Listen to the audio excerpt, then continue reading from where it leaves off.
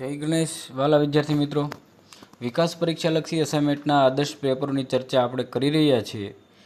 એમાં ખાસ કરીને ધોરણ 12 ઇંગ્લિશ વિષયમાં અગાઉ આપણે વિભાગ એ, બી અને સીની ચર્ચા કરી ચૂક્યા છીએ. આજે આપણે વિભાગ ડી એટલે કે એ ડી વિભાગમાં કેવા કેવા પ્રશ્ન પૂછાય છે તેની આદર્શ પ્રશ્નનું નમૂના આપણી સમક્ષ રજૂ કરવા જઈ રહ્યા છીએ.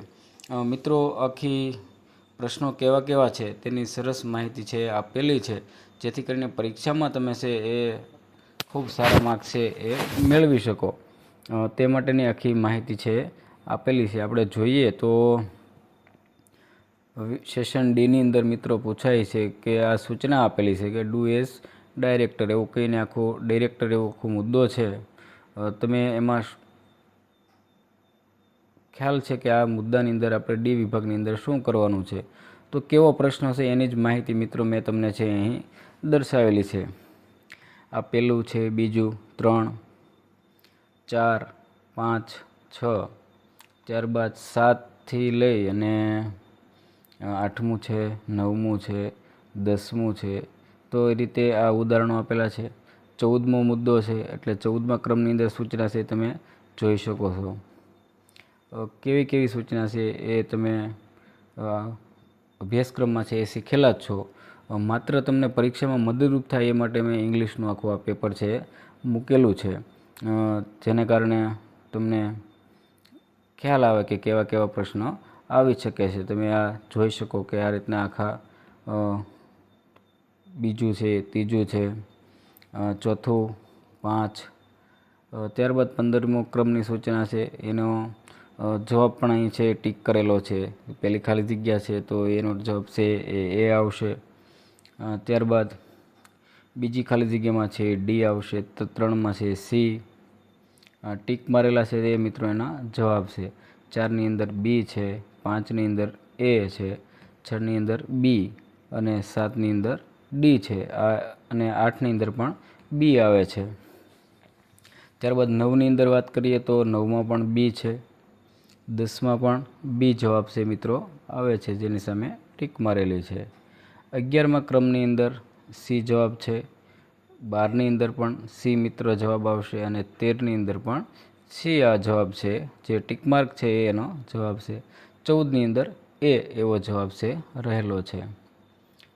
15ની અંદર સી, 16માં બી અને 17ની અંદર પણ સી જવાબ છે આવશે. તમે આ જુઓ તો 18મું જે છે ક્રમ પ્રમાણે એમાં બી જવાબ છે, 19માં પણ બી, 20ની અંદર સી જવાબ છે મિત્રો આવતો હોય છે. 21મા ક્રમમાં સી, 22ની અંદર પણ સી, 23ની અંદર બી, 24ની અંદર ડી ક્રમ જે આવે છે, 25ની અંદર સી. આ બધાનો જવાબ છે મિત્રો અહીં આપેલો છે, જે આપણે ટીક માર્ક જે હમણાં કહેતા હતા એ ટીક માર્ક વાળોનો જવાબ પણ આ રીતે રહેલો છે.